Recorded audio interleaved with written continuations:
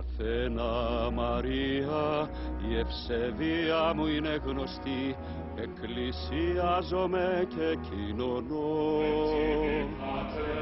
Παρθένα Μαρία, η αγνότητα μου στη ψυχή είναι παραδείγμα για τους πιστούς. Μα πως Παναγία, πως για αυτούς χορεύει ωραία, το κορμί της πως πετάει φωτιές.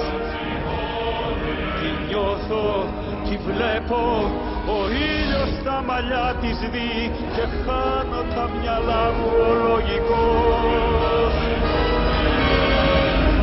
Σκοτάδι κι ανάβει ο πόθος μου μορμί, σημάδι του άδει σαν χάδι στο κορμί.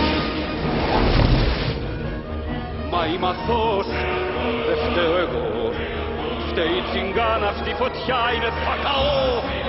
Δεν φταίω εγώ που ο δυνατός είναι ο διάβολος και όχι ο Θεός.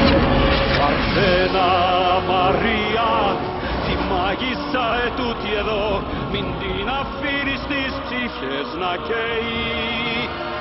Τη λένε Σμεράλδα, τη κόλαση να πάει να βρει, αλλιώς μόνο για μένα να αναπνέει. Δικαστή Φρόλο, η τσιγκάνα το σκάσε. Τι?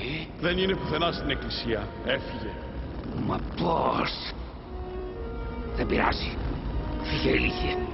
Θα τη βρω εγώ. Έστω κι αν χρειαστεί να κάψω ολόκληρο το Παρίσι. Σκοτάδι του άδει, τσιγκάνικη καρδιά, απόψε το βράδυ θα ανάψω πυρκαγιά. Ο Θεός μαζί της ή θα υποκύψει ή θα την πετάξει.